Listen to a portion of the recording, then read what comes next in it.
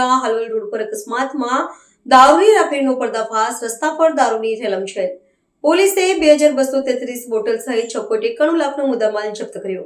વડોદરા હાલોલ મુખ્ય ધોરીમાર્ગ પર આવેલા કુમેઠા ગામના પાટિયા નજીક એક પિકઅપ વાન અને ટ્રક વચ્ચે ગમખાર અકસ્માત સર્જાયો હતો, જેમાં એક વ્યક્તિનું મૃત્યુ નીપજ્યું છે. પૂરપાટ ઝડપે જઈ રહેલી પિકઅપ વાન ટ્રક સાથે ધડાકાભેર અથડાતા વાનના ચાલકનું ઘટના સ્થળે જ કમકમાટીભર્યું મોત થયું હતું, જ્યારે તેમાં સવાર અને 2 જવાનો ગંભીર રીતે ઘવાયા હતા. જો કે અકસ્માત બાદ વાનમાં ભરેલો સામાન રસ્તા પર વેરવિખેર થઈ જતા દારૂની રેલમછેલ જોવા મળી હતી, જેના કારણે અકસ્માતનો બનાવ પ્રોહિબિશનના ગુનામાં પરિવર્તિત થયો હતો. પોલીસ તપાસમાં દારૂની હેરાફેરીની એક ચોંકાવનારી કાર્યપદ્ધતિ સામે આવી છે.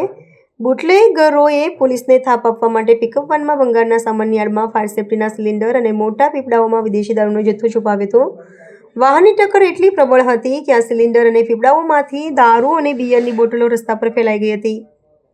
પોલીસે ઘટના સ્થળે તપાસ કરતા તેમાંથી 2233 નંગ વિદેશી દારૂ અને બિયરનો જથ્થો મળી આવ્યો હતો, જેની અંદાજિત કિંમત ₹4.5 લાખ આંકવામાં આવી છે. બનાવની જાણ થતાં જ વાઘોડિયા પોલીસ કાફલો ઘટના સ્થળે દોડી આવ્યો હતો અને ઇજાગ્રસ્તોને તાત્કાલિક સારવાર અર્થે સયાજી હોસ્પિટલમાં ખસેડવામાં આવ્યા હતા. પોલીસે દારૂ, મોબાઈલ અને અકસ્માતગ્રસ્ત વાહન સહિત કુલ ₹6.91 લાખનો મુદ્દામાલ કબજે કર્યો હતો. આ સમગ્ર મામલે પોલીસે અકસ્માત, મોત અને દારૂબંધી ભંગની કલમો હેઠળ ગુનો નોંધી દારૂ ક્યાંથી લાવવામાં આવ્યો હતો અને કોને પહોંચાડવાનો હતો તે દિશામાં સઘન તપાસ આરંભી છે.